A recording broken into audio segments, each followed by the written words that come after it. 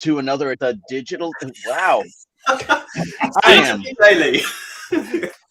daily. That's a hurdle I'm not ready for yet. Welcome to another edition of the digital download, which is The that. longest There we go. running Weekly weekly live. business talk show on LinkedIn Live. Oh, that was painful. Yes. It's only taken me 18 months to learn that. The longest running weekly business talk show on LinkedIn Live. Today, we are talking about unlocking career success with special guest Mark Herschberg. Mark says success isn't just about technical skills, it's about the toolkit of career skills that can set you apart. He's going to share with us what he means by that and ways we can upskill ourselves. But before we bring Mark on, let's go around the set and introduce everyone. Tim, would you kick us off, please? Yes, thank you. My name's Tim Hughes. I'm the CEO and co-founder of DLA Ignite, and I'm famous for writing the book Social Selling Techniques to Influence Buyers and Changemakers. Excellent. Thank you. Birthday boy, Cool. many happy returns of the day. Happy Thank you. birthday, Alex. Thank you. Yes, my name's Alex Abbott, the founder of Sapiro. And if you hadn't figured it out, it's my 50th birthday today. So my wife had kindly arranged my office this morning when I came downstairs and I saw this. Excellent. Probably Well, had to wear happy this birthday. around all day, so here I am. There you go. Thank you. Adam. Hi, I'm Adam Gray. I'm co-founder of DLA Ignite. And I would like to say I'm glad that you've got all the numbers on there, Alice. I thought it was your 60th. Too kind. Ouch. And myself, I am Rob Durant, founder of Flywheel Results and a proud DLA Ignite partner. Today, as I mentioned, we have Mark Herschberg talking to us about career success and upskilling our skill set. For those of you tuning in, and those of you that have maybe a friend who is open to work, why don't you reach out to them, ping them, have them join us?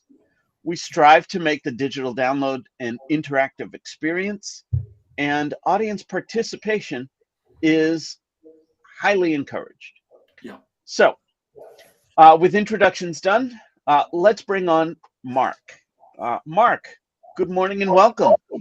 Please tell us a morning, little bit Mark. about yourself and what brings you here today. Thank you. Good morning, good afternoon. My name is Mark Herschberg. I've had a very interesting dual career because although my primary job has been building tech startups and I work as a CTO, a Chief Technology Officer, early in my career, I recognized that to get where I wanted to be, there were a number of skills I would need that no one taught me. Skills like leadership, communication, team building, networking, stuff we've all heard, stuff we've been told is important, but no one actually said, and here's how to do it. So I set out to develop these skills in myself. We didn't have shows like this that I could turn to back then. I realized these skills apply not just to the C-suite, but to everyone. So I started to upskill my entire team. And as I was doing so, MIT had gotten similar feedback. Companies were saying, we want to see these skills, not just in your students or people we hire from your school, but everyone we hire at all levels. And we can't find it either. So I got involved with a program at MIT referred to as MIT's Career Success Accelerator. And I've been teaching there for over 20 years, helping to teach these previously untaught skills to our students. And so I've had this parallel career building tech startups myself, but teaching at MIT and elsewhere, and then the book and speaking and everything that came out of that. So, Mark, it's amazing to me that MIT recognized the need for these. Why do you believe these skills aren't regularly taught in schools, whether it's the high school level or college level or whatever the case may be? There are historical reasons for this. High school is a relatively modern invention going back maybe about 150 years. Prior to that, we just sat on the farm and learned from our parents. But when we got to high school, all we really needed was basics, reading, writing, arithmetic. We just needed to know how to move off the farm into the factory and read the sign saying, "Do not touch spinning blade." We just needed basic skills. You didn't need to be a good networker to work on an assembly line. So those skills really weren't important. Now, if you look at the university level, that has a different history. That history goes back almost 1,000 years. And universities are run by professors. Wonderful people, very smart, but they are very deep and narrow. And so when you go off to university and you say, "I want to learn marketing," well, the marketing professors, the ones with the PhDs, have said, "Well, we are the experts, and we've decided if you want a marketing degree, you have to take these classes, some intro to marketing, some mid-level, 1 or 2 senior level classes. And if you do all that, plus the school wants you to take some general stuff, a science, math, a history, yeah, fine, do that too. But we, the marketing people who guard this field, have determined if you take all these classes, we'll give you a piece of paper that says, you know this much about marketing." We're not saying you're a good marketer. We're not saying you're a good employee. We're just saying you have this level of knowledge. And that was sufficient 70 some years ago. When you think about that kind of corporate 1950s view where we sat there like cogs in a machine, I always envision you've got the people at the desk, you've got the inbox and the outbox, and your boss comes in and says, "Do this." You say, "Yes, sir. I'm going to apply my marketing knowledge, stick in the outbox. What next, sir?" And that's all we had to do. Again, there wasn't that need for other skills. You just needed the mechanics. It wasn't until about 20, 30 years ago, as we deconstructed the traditional corporation, as we started laying off middle managers in the 80s and 90s and reformulated the teams, that we got these dynamic teams that we don't have the hierarchy. In fact, today, of course, you might have a 24-year-old who knows much more about some marketing than a 54-year-old CMO. Because he's going to say to her, "What's this TikTok thing? What do we do?" And it's no longer he knows everything and just says, "You do what I don't have time for." We all have to contribute, and it's changed the dynamics of how we interact in the office place. But unfortunately, the university system has not caught up to this new reality. So what skills are you saying that we, if we've been through, if schools haven't changed and we're still turning out people like that, so what skills is it that we don't have? I list 10 skills. Now, 10 is an arbitrary number because depending on who you ask, you can see anything from 5 to 50. That's just where you're kind of drawing the lines, bigger buckets, smaller buckets. So here are the 10 skills as I break them down. Career planning, how to have career goals and actually set out to achieve it. Because so many people just say, "Well, I hope to get a promotion," or "I hope to be here in a few years," but they have no planning or execution towards it. Then second one, working effectively. Now, this is a bucket of some meta skills, things like managing your manager, understanding corporate culture. It's not about the work, it's about the meta work in which we exist. Third is interviewing.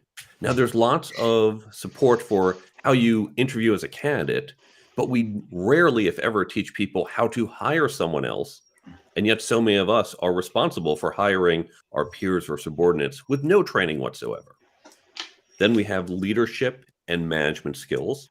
And I break that down to people management and process management. And then finally, I have a set of 4 skills in the end: communication, networking, negotiation, and ethics. And these skills, again, come from research we've done at MIT and elsewhere, where companies said, this is what we're looking for, and we just can't find it.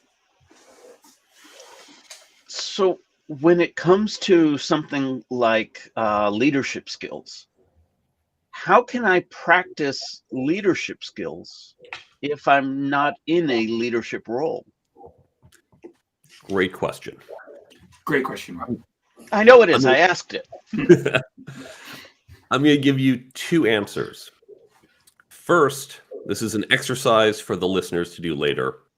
I want you to think about leaders you admire and come up with a list of what are the skills that you would look for in that leader. What is it you admire? What is it you would like if you were emulating that person? What are all the attributes of a good leader? After you come up with that list, sit down and imagine you are now the leader and you have to pick people for your team to be your follower. What are the skills or attributes you would like to see in your followers? And what you're going to find, I'm going to give you the punchline now. Go on, tell us. Yeah, it's going to be the same. And so we can practice those skills as a follower. We can learn it even if we're not in that senior position. And most importantly, what people don't realize, leadership is not positional. We think of this in like the military. Well, you have a higher rank and therefore I follow and do what you say. But again, in the workplace, true leadership is influential. If you think about some of the greatest leaders of the 20th century, people like Martin Luther King or Mahatma Gandhi, they were not authoritative figures. They did not have some elected office where they could command others. They had no power and yet got millions to follow them because they are true leaders.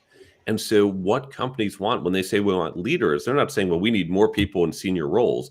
They're saying we want people to stand up and say, here's an idea. I am going to champion this. And you can do that no matter what your title is. Yeah, we had a CEO come on, Mark, recently, who I can't remember what he called it, where he was just he was expecting the people that work for him to come up with the ideas, and in fact, he was trying to create an environment and the culture where those people would do that. And that's what most companies want. Yeah. It's absolutely. It's certainly I think quite often we seem to have got into this situation where we assume that the people in hierarchy have all the answers, and we don't. In fact, we probably do, and they don't. And actually, what they want is this leadership is they want us to come forward and actually give them the answers. In fact, I talk about this in the book and with my students. I often think of hierarchies as inverted. We normally look at hierarchy and we see this pyramid, we see the people at the top. So people at the top, they make the decisions, they make things run. But let's imagine if you take a company, for example, an automotive company, if you got rid of the bottom 3 layers of people, just got rid of all of them, said all we have are the mid and more senior layers, what happens to that company? They have a lot of meetings, they do a lot of paperwork, but nothing actually gets built. The people doing the work are gone. Company's going to shut down. If, on the other hand, you got rid of the top 3 layers and you kept everyone else, okay, they might not run quite as well. You might be missing some guidance there, but it will still operate. They can actually produce work. And in all of our companies, it's the people on the lower levels who do the actual work, who generate the value. Those of us more senior, our job is to provide support for the people who actually create the real value. And so I always like to think of org charts upside down, that those of us in the C-suite and in more leadership roles, we are underneath supporting the people doing the work. And that's how we have to look at organizations these days. This is brilliantly refreshing. So normally what happens is that we have a guest on and they say something and then we all pile in and tear them to pieces. Well, we don't tear them to pieces. We have debates about it. And what's happened is the first 2 kind of statements that you've made, we've just sat here going, yeah, that's just brilliant. It's so obvious and so straightforward that your analogy about us viewing the pyramid up the other way, if you get rid of the top 3 levels, the machine continues to run. It may not run in the right direction, but it does at least still operate. And it's a beautiful way of viewing that. So how can, bearing that in mind, how can somebody use that to help them plot their own strategic journey and their own career development within these organizations? Well, let's go back to the basics of career planning. And this is something no one does, almost no one. And I want you to take this in mind for yourself. And if you are any type of manager, you should be doing this for your team as well. Now, let's just think about our corporate jobs. Imagine your CEO came to you January 1st and said, here is a critical project. 50% of the company revenue depends on this project, and you are the person solely in charge of this. Get it done by the end of the year. Would you say, okay, sounds good. Let's put a meeting on the calendar December 31st. I'll show up in your office and cross your fingers. Let's hope I deliver. That would be insanity. No one would risk 50% of their company on, well, cross our fingers and let's see what happens in a year. Instead, you say, well, this is a project. We are going to create a project plan. We are going to have check-ins every week, every month. We're going to see how we do. We know whatever plan we come up with is going to change as it goes. We also know day one, I can't tell you what I'm doing every day of the year. I don't know what I'm doing October 16th as of January 1st. I'll figure it out when we get closer. And we're going to have some sense of, are we on target, off target, change the target as we get closer to December 31st. Now, that's normal for our jobs. But when it comes to our career, what do? We say, well, I hope to make director in 3 years. I hope to make VP in 7 years. All right, I'm going to cross my fingers and hope I get there. 100% of your income depends on this. You wouldn't do a 1-year project without a plan, and yet we let our careers just go forward and let's see if we make it. But we can apply some of the same techniques to our career planning. Say, well, here's where I want to be in 7 years. Where do I need to be in 5, in 3? We can start to backtrack. And what trips people up is they say, but I don't know what I'm doing in year 3. Well, you also don't know what you're doing in October in this year-long plan. You have some vague placeholder. Well, we should probably be putting the things together and starting maybe the QA on it. So you say, well, here's roughly where I need to be. If I need to be here in 7, I can't go right from where I am to a VP. I need to be a director sometime around year 4 or 5. And so we can backtrack. And just like with our project plans, we have a regular check-in. Say, hey, how are we doing? Do we need to course correct? Do we need to change? We can do that with our career. So something simple you can do right now is you can take your phone out. You're still going to pay attention to this, but you're going to take your phone out, open the calendar application, create an event that says, think about my career, and set that as a recurring event every 6 months. And now you've just created a regular check-in. That's the simplest thing you can do. And now you're not just crossing your fingers to see where you are 7 years from now. You're being a little more proactive in planning. I get that, but I think that's potentially quite easy for us to visualize because we're all old. And but when you're young, if you're in your mid-20s, you've had, you're out of university, you've had 2 years in the workplace. The first year you were looking for the right job, say you were working as a barista and you decided that wasn't the career for you. And then you've had a year in your proper career job. Actually, the reality is you don't know anything at that age. I know I didn't. I knew nothing about, and it's interesting because the things that have become blindingly obvious to me as I've got older is that all of the skills that you need to be successful in life are really simple skills that we inherently have.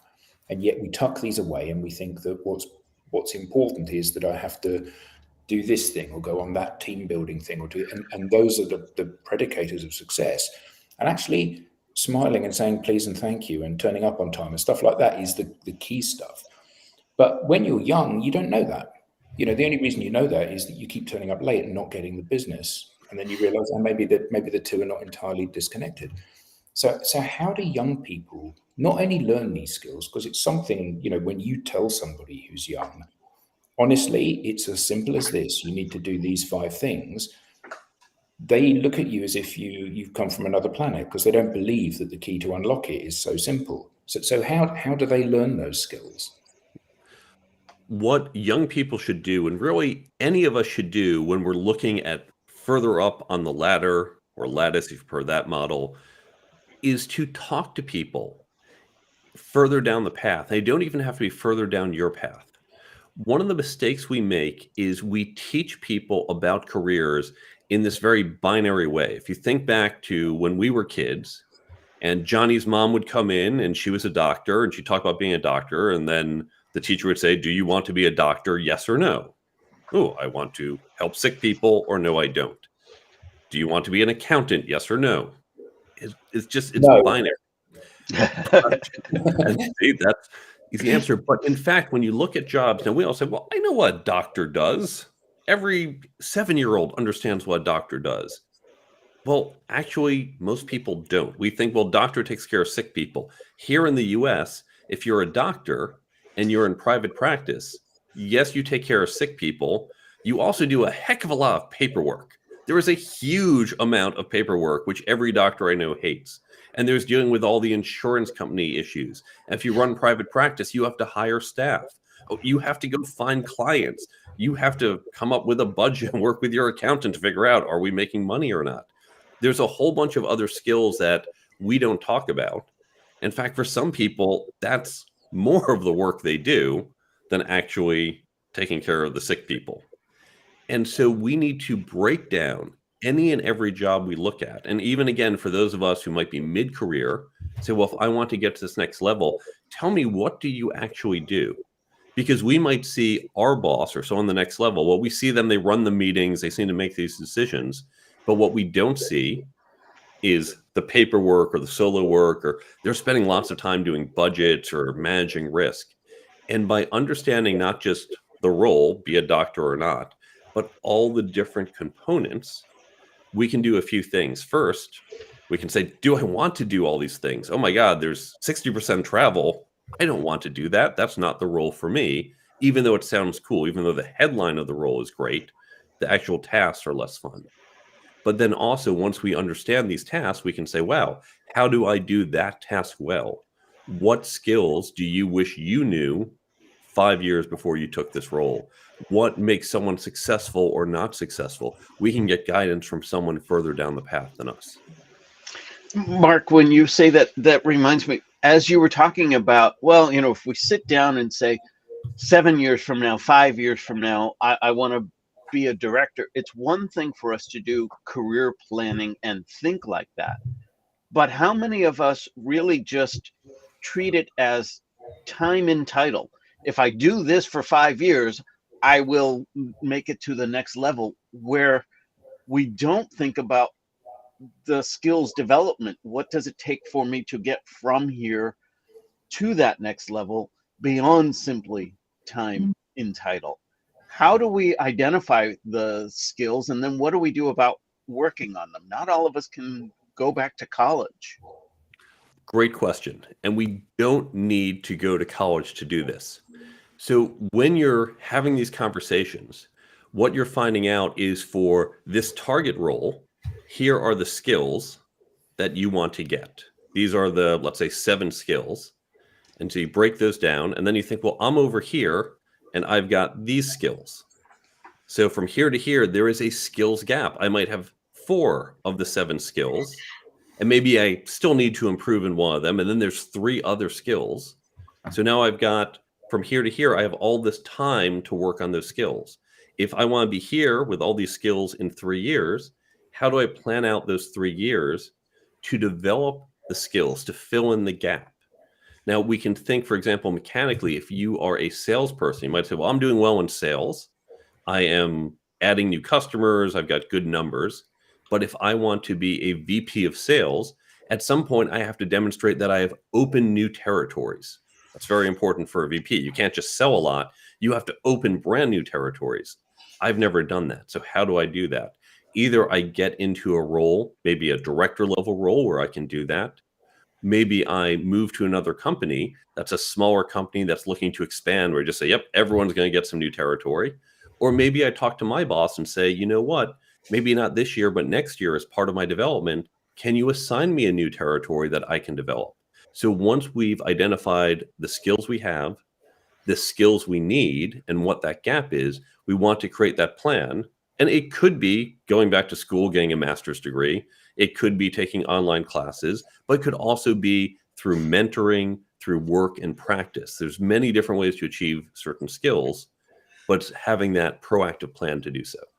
And not just skills, I guess, Mark. It's, I think about, how, and I guess the more senior you get, the more important it becomes to have a strong network of people that know you and know your work, know what you're capable of doing. And so where do you see networking, whether that's internally or externally, as part of the career plan, or is that considered something separate? No, it absolutely is. And I First, love that you bring up internal versus external networking. So many of us don't think about internal networks because we think, well, the network's how I find a job, and I have a job, so I don't need these people. But our networks deliver so much more than jobs. One thing that we've all come to accept is our cell phone as an extension of us. If you said, Mark, what's the fastest land mammal? I don't know, but I always have it with me. I'm going to pull out my phone and look it up, and in seconds, I have access to that knowledge. The phone is an extension of my brain with all this other knowledge. In fact, our network, also accessible through this device, our network is the same thing. What do I need to know about opening an office in Germany? I don't know, but there are people in my network who do, and I will call them up and say, I need help understanding this, and they will hopefully help me. So yes, it can get you jobs, but it can get you other things. It can get you customers, partners, suppliers. It can get you information, answers. I was brainstorming with a guy I had worked with about almost 10 years ago. I was just trying to think through some data science models. Said, hey, can I call you up? Can you just help me think through this? And great, he helped me out. He was an extension of my brain through my network. So that is a skill we want to develop. And even inside the company, our network helps us see other things that's going on within the company. And our network is also helpful if we have to deal with some corporate politics. So we should proactively develop our network. And we should even say, I need my network to be more extensive in certain areas, which, by the way, aren't limited to just your industry. Diversity in the network, certainly diversity of people. Here we are, all 5 middle-aged white guys, diversity of traditional characteristics, age and gender and race and everything else, but also diversity of industry is important because that can unlock new areas for you. Yeah. Is it worth picking up some of the comments, Rob? Yes. Let's see. If we start at the bottom and work upwards. So we have from Lisa, Mark's a smart guy. I like his analytical approach. You have to look at the JD. I imagine she means job description and the systems. And the That's what that JD JD means. Okay. touches. Yes. And- She actually picks up on something interesting to me as well. Mark, you were talking about I'm at this level and I want to get to this level and the skills in between. And I would say job descriptions are pretty terrible at telling me the skills I need to get from where I am to where I want to be. There's so much that I have to infer, and every organization has it differently. So how can I, as somebody aspiring to the next level, identify those skills that I should be working on and should be putting attention toward? Thank you, Leah, for the kind words. And you're right, job descriptions, I talk a lot about this. Our job descriptions are terrible. And this goes to, we've had interviewing training as candidates. How do I answer? What's your weakness? But we don't train people as hiring managers what to look for. And that begins with a job description. Usually what we have is a street lamp effect problem. If you haven't heard this term, the street lamp effect is this old joke. There's this man, this drunk guy who's staggering around the street. A police officer sees him and says, what are you doing? He says, oh, I'm trying to find my house keys. He says, okay, I'll try to help you out. So they're looking around the street. And after half an hour, they're not finding it. And the officer says, are you sure this is where you lost them? Because we're not seeing it. And drunk says, no, I lost them in the park. He says, well, if you lost them in the park, why are you searching here on the street? Drunk says, well, there aren't any street lamps in the park. It's all dark there. And so we look where it's easy to look. If you look at most job descriptions, oh, you need 7 years of experience with X. Very easy. Have you worked with X for 7 years? Yes or no? I can measure that. Do you know why? I can ask you, how do you do this? How do you manufacture these chemicals? And either you know how to do that or you don't. What we are not as good at is understanding, how are your leadership skills? How are you at team building? And so we, the job description creators, often don't even think about what this means.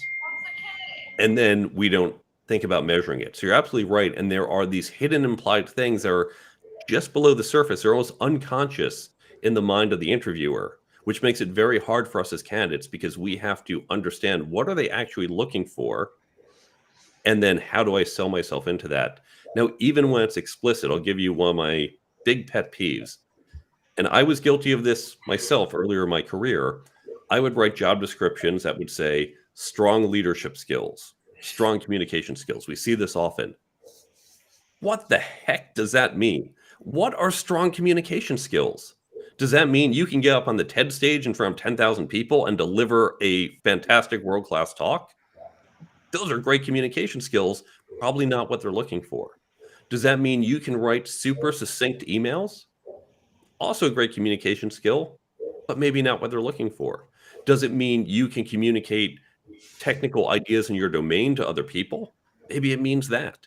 It can mean lots of different things, but most people who write that don't even know what they mean. And so again, as a candidate, you have to figure out what they want and then sell yourself into it. So our job descriptions are terrible, unfortunately. Have you seen Dan's comment, Dan Rockwell, there, saying to get to the next level, assume you are the level and now document it? Yes. And then he follows up with the whole notion of a job is cast completely different in the face of AI. Now, we people, not to be experts, we have capacity. Do they have capacity to learn, to endure, to embrace, to bend, to agree, to challenge? Which actually leads me to another question I had listed. So we've mentioned networking and leadership skills. And why are networking and leadership skills crucial, especially in the age of AI and rapid technological change? When you think about all the things that we want to do, and actually let's back up, let's talk about how AI is going to impact our jobs. Because I think most people tend to look at as, well, is my job at risk? And we know with a tool like AI, when you look back in history, we see time and again the creative destruction of new technology. We see how technology has put the milkman no longer exists. Elevator operators no longer exist. Farmhands do exist. There's just fewer of them. But the good news is there's fewer of them because we all would have been farmhands 200 years ago. And now we can do things like this.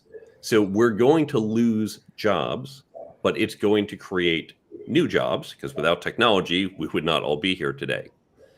But all of us are saying right now, I don't want to be the person losing a job.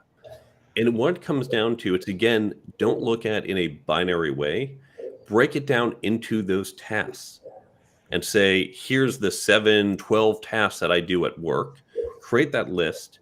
And next to each one, you want to do two things. First, how much value does this deliver to the customer? Now, a customer might be the company's customer. It might be internal customers. It might be the people you support. But you can think about, well, I generate financial analysis. Okay, fantastic. You also probably schedule meetings. We all do that. Or you send a summary update of your project status. That's not generating a lot of end value, but it's something we need to do to just keep the machine going. So we all have this list of tasks, and some are higher value, lower value. And some of these are more likely to be automated by AI, some less. Scheduling meetings, hopefully one day my AI can talk to your AI and I don't have to worry about playing calendar Jenga. Or doing a quick summary, if I can say, I've looked at all your emails and tasks this week, here's the key points you probably want to send to your boss. Great, you just saved me some time. And that was lower value stuff. If you can do the higher value stuff, I need to find other new high value stuff to do. So recognize our jobs will be evolving. Usually it's not wholesale like the milkman, say I have a job or I don't. We're going to lose some of those things to automation. Make sure you focus on the higher value activities. And this goes to your question of leadership and networking, because those are two areas where AI is going to be much weaker than us. It is not going to know how to lead. It can help you in your leading. It can help you craft a vision or a message, but it can't itself encapsulate that vision, can't come up with it and say, this is what we need to do. Likewise, it won't know how to reach out to your network and give you guidance. Think about trying to find these people, but you're the one who built those relationships and can utilize those relationships. So if I'm hearing you correctly, I hear you say that AI cannot build networking connections for me? Absolutely not, because networking is about relationships. So many people think networking is collecting business cards or, oh, I've had all these people on LinkedIn. That's not networking. Saying someone you met once and add on LinkedIn is now in your network. That's like saying, I was at a bar last night. I met this girl. I got her phone number. She's my girlfriend. Right? That would be insane. You're laughing at me for saying that as you Is she not my girlfriend? Yeah, well, I get bad news for you. Not quite there. You're like, well, that was step one. Now you have to build the relationship. Now you have to take her out on dates. So I met you once, I got your card, I add you on LinkedIn, but now I have to build that relationship. That's just not dating, but it's that human connection over time. AI can't. Now it can maybe make it easier. How do I send an email saying, great meeting you? How do I make it sound nice? AI can help. But it's that relationship we have. That is what networking is all about.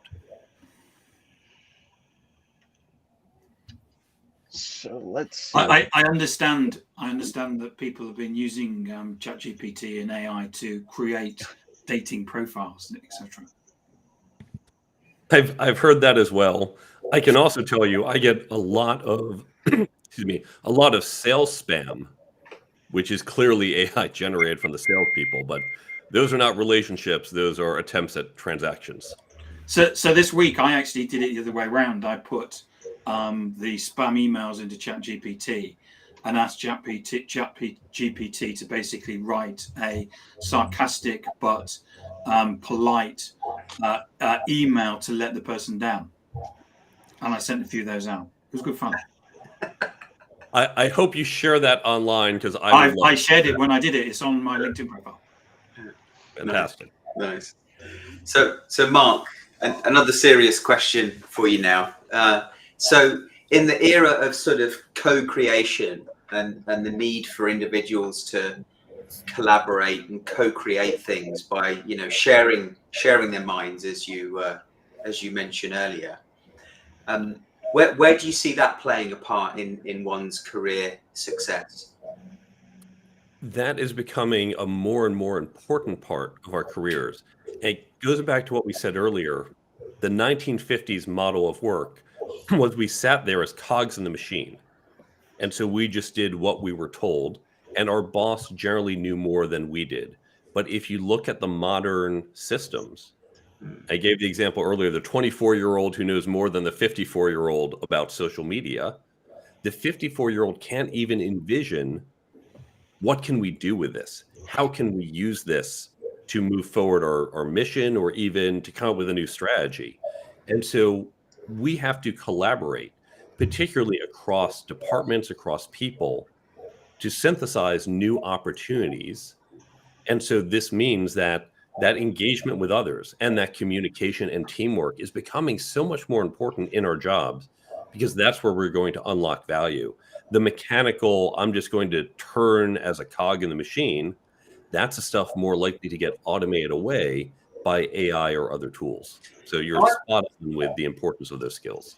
And I feel like leaders, the older generation, let's say for now, will want to adapt and support that collaboration and co-creation with the younger generation.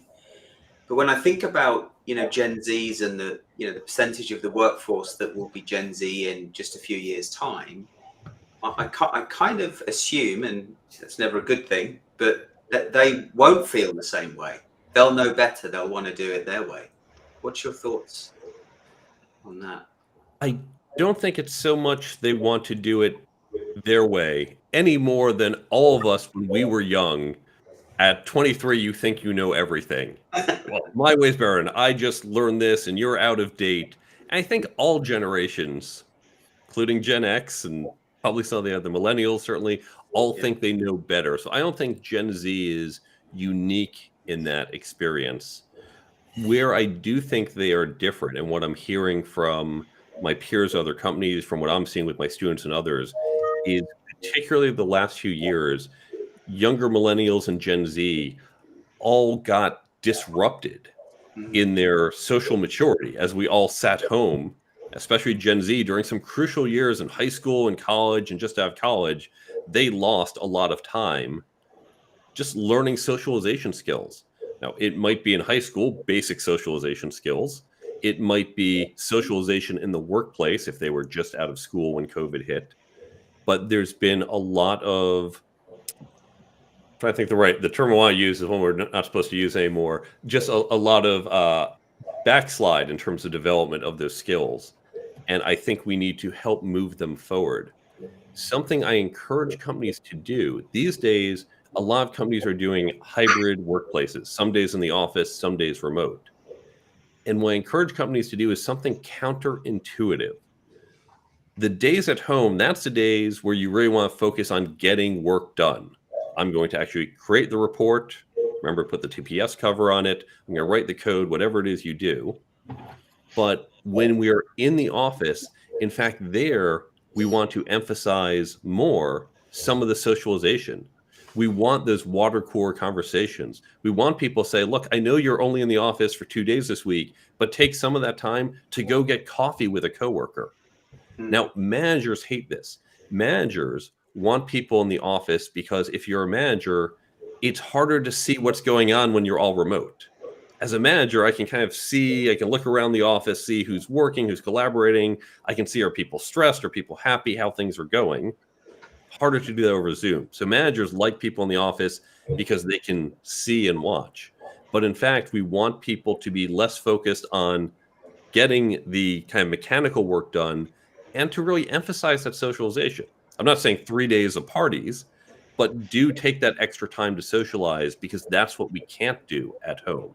And this feels counterintuitive, but in the long run, this is what we need, the younger generations in particular, to really develop those skills, those internal networks and relationships, and just grow as people.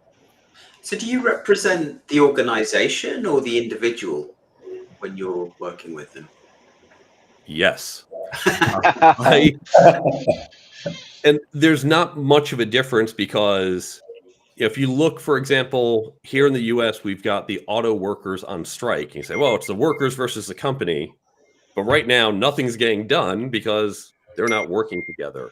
But I will say my work, I'm typically a fractional CTO, CPO, fractional chief technology officer, chief product officer. So I'm an executive building things. I build tech companies. This work, everything we've been talking about here, I do not do consulting or coaching in this area. And that's because one, I'm busy with this. Two, I'd only help a handful of people. So I just give away stuff for free. There's a whole bunch of free downloads on my website. Take it. If you have a question, call me. But I don't want to be hired to help you because then I'm not helping a larger set of people. Yeah. So what advice would you give someone that is looking to improve their career? So, there might be a structure in place for one to progress through, through the rungs on the ladder that the company has created, and that may not align with the individual. So, what advice would you give to the individual that may be able to challenge the company to ensure that he or she gets what they want from their career with the company? It's actually the company who I think needs to change in this case. Okay. I have an article entitled, "Let's Face It, This Career Isn't Going to Last Forever." And most of us know, and our bosses know, we're not going to be here 20 years from now. Oh, don't talk about it. We can't admit someone might leave the company because that might start a panic and others might leave. Here's the reality. We're not going to be there. Your boss isn't going to be there in 20 years, probably. So let's have a conversation during our annual review or semi-annual or whenever you do it and create an environment. The company needs to create an environment in which you, the employee, can say, here's where I want to be in 5 years, in 10 years. And it might not be here. And everyone says, that's okay. We're going to help you develop and learn. And if at some point that's going to take you somewhere else, let's have a conversation about it. I actually tell everyone I hire, and when I join a team, everyone who works for me, I tell them a story about my father. My father was a doctor who worked in a hospital. And in his first job, he said to his boss, listen, I am going to look for a new job. I want to let you know so you can start to hire a replacement because I don't want you to be short-staffed. That makes it more difficult for you, the other doctors. It can put the patients at risk. So let's plan a transition. And his boss said, well, you can start looking today. You're fired. Now, my father made his boss's job easier. My dad was going to leave, but was going to do so. And so, like, if you need me to stay a little longer, I'll work out a start date with the other company. But his boss took it badly. And so I tell all my employees, if you're unhappy and want to leave, first, I hope you'll come to me. We can talk about it. Maybe I can address it. But if for whatever reason you have to leave, I had one person, for example, he said, listen, my wife just got into law school. In 6 months, we're moving across the country. And this is before remote work was really common. I said, okay, great. No penalty. He wasn't fired. I still sent him to a conference, which I was planning to do. I was because, oh, well, now I'm not going to invest in you. Because if I did that, no one would trust me again. But that made my job easier. And it builds trust. It tells your employees you care about them. And that's what we want in today's workplace. But Mark, turnover is a cost. We're taught that all of business principles, recruiting and lost productivity and so on and so forth. Why would we ever consider facilitating additional turnover?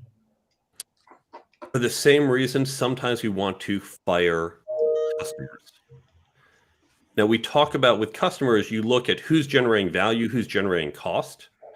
People sometimes talk about the 80-20 rule. You've got these great customers and they're creating lots of revenue, lots of margins for you. And then you've got these customers where they're on the phone with you every other day, complaining about every little thing. And you're thinking, they're generating this much revenue and this much pain. Do I even want this customer? They are not worth it for me. So I'm fine firing that customer. If you have an employee who is not going to be happy, not going to be engaged, you're going to get less productivity. Their attitude might deteriorate. That could infect other people. I'd say it's best for everyone to help you move on. And again, here, if you do that in a way, I had one person I had to let go. It's a company about 10 years ago. I had to let him go. It was a values issue. He just didn't align to the company's values. But instead of just saying, get out, I recognized it was a values issue. He was a good person. He was a good employee, just didn't align. He was a perfectionist in a business where we didn't need perfection. I said, look, this is not the right fit for you. You need to move on, but I'm not firing you. Let's give you 4 months to find something new. I will write a recommendation. I will refer you to other people. And I sincerely believe he is a great employee for other companies. And so I helped him find a new job. And when I heard from someone else at the company, I said, that is the nicest way I've ever seen someone fired. That was incredible how you supported him. And my other employees saw, I will support you. And that creates more value. That mitigates the temporary pain of I'm losing someone by having a team that says, wow, what a great environment we're in. So you're right, there is some pain, but there's a lot of benefit as well. Yeah, I like that. And I love Yayan's comment there, Rob. I'll bring that up. Yeah. I'll give you the wings. Don't be afraid to fly. I'd love to know if you did fly, Yayan, but I have no doubt that you did, because a boss that says that to you must recognize the potential in the individual. And we as managers all have a responsibility to the people we manage to help develop them, even if at times it takes them away from us. Mark, I mean, I just want to take that on a little bit further in terms of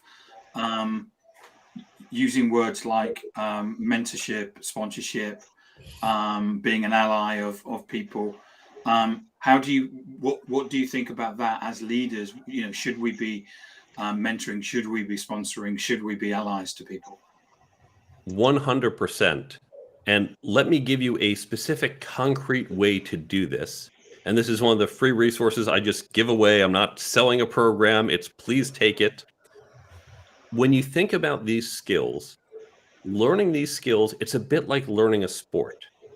I can teach you the rules of football in 30 minutes, but it's going to take you a lifetime to learn how to play.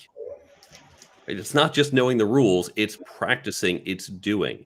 And that's true with these skills. There is no, here's the 3 rules and now you're a leader, or do this and you magically communicate. There's a whole bunch of rules, but we have to practice and try. Now, it's tricky. If you think about people who play football, they are spending many more hours off the field practicing. We only see them on the field for a couple hours a week, but the real work happens off the field. We don't generally have breaks at work. We can't say, hey, I'm going to try leading in a new way. And then a day into it, when it's a disaster and my team says, this is nuts and I don't get it, I can't go, yeah, timeout, do over, doesn't count. There's no timeouts.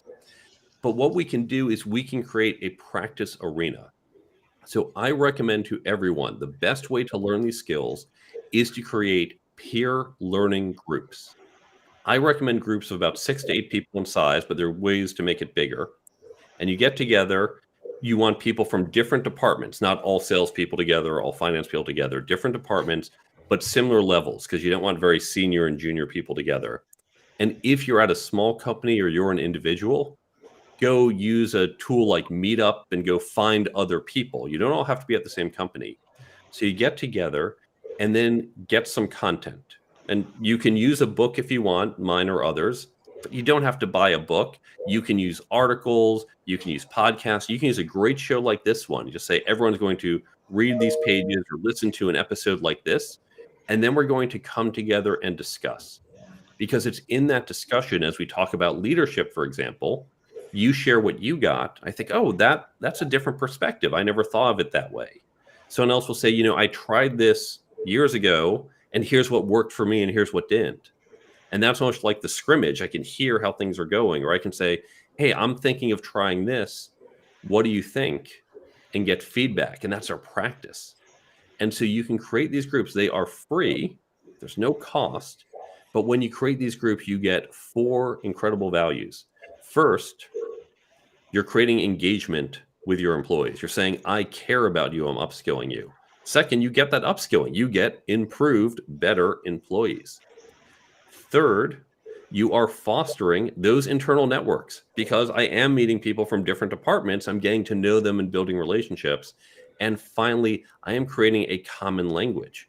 If the book you're using is good to great, for example, then after we've all read it, I can say hedgehog model, and everyone says, oh, I know exactly what you mean. So you get all those 4 things just by creating this peer learning group. And you can do it. You don't need any big structure or cost to do it, but it's going to help you and other people on your team move forward. Excellent. Thank you. Yeah, amazing. So, Mark, we're actually coming towards the top of the hour. You've alluded to some of the resources. How can people get in touch with you? I'm going to give you 2 websites. The first is thecareertoolkitbook.com. And that has information on my book, what's in it, where to buy it, Amazon, elsewhere, electronic or physical. But there's a whole bunch of additional resources on that website. There are articles like the ones I've mentioned under the blog. I put out new ones every week. And then there's the resources page with a bunch of free downloads. I don't even ask for your email because I've got nothing to sell you. The very first download is how to develop this guide. And by the way, the copyright's open, so you can take my name off. You can put your name there and say, hey, boss, I have a great idea. Here's the write-up. Take the credit. I don't care. I want you to learn more than I want to get credit or sell you anything. So the resources page and everything else is at thecareertoolkitbook.com. Now, there's a second website. I have a free app, because where we read information isn't where we need information. Some of the ideas you've learned here, what are the chances that you're going to remember it next week? What are the chances when you read a book like mine, you're going to remember it 2 months from now? You read the networking tips, but at that conference, you're saying, what were they? So the Brain Bump app is free from Apple and Android. And you can go to the website brainbumpapp.com, and that will take you to the stores, or you can search directly. It is a free app. It's as if you went through my book with a highlighter, but not just my book, other books, blogs, podcasts, classes, talks. We have an ever-growing set of content. We're like a streaming service, but it's text. And all the tips are organized by topic. So you can quickly find what you need. For example, as you're walking into that conference, you pull out your phone, you open the app, and you tap networking, and there are all the networking tips right as you need it. Or if you're trying to be a better manager, you can set up a daily reminder, 9 a.m. each day. As you go into work, you might want a management tip. You don't have to open the app. It just pops up. You look and say, oh, right, great, swipe, done. 2 seconds a day will help you retain the things you learn. So this is all free. Everything is free at the Brain Bump app, and you can find it at brainbumpapp.com. One more time, those two websites, please. brainbumpapp.com and Marketing book. Toolkitbook.com. The careertoolkitbook.com. Excellent. And as far as connecting with you, how would people do that? On those sites, particularly on the careertoolkitbook.com, there is a contact form. There's also on the contact page, you can see links to all my social media. I pay less attention to social media. Email's really the best way to reach me. So you can fill out the form. You can find my email on that page. And I hope to hear from you. Share your thoughts, your feedback. If you like something, didn't like something, if you have more questions, please do share your feedback. Fantastic. Rob, Yes, over to you. over to me. So, Mark, thank you very much. Thank you. This has been the digital download. What is that again? Oh, forget it. The longest running weekly business talk show on LinkedIn Live. If you have something to say, if you would like to appear as a guest, we would love to hear from you. You can go to digitaldownload.live and fill out the Be Our Guest form. There's a QR code on screen right now linking directly to that. For our guest, Mark, to our audience, we've had, I'm going to try it each and every time. Yayan, close enough. Lance, Andrew, we've had Dan and Leah and numerous others commenting. Thank you for being an active part of the show today. And to our panelists, of course, thank you very much. Mark, it has been great having you. Thanks, Mark. Thank you so much for joining us. Excellent.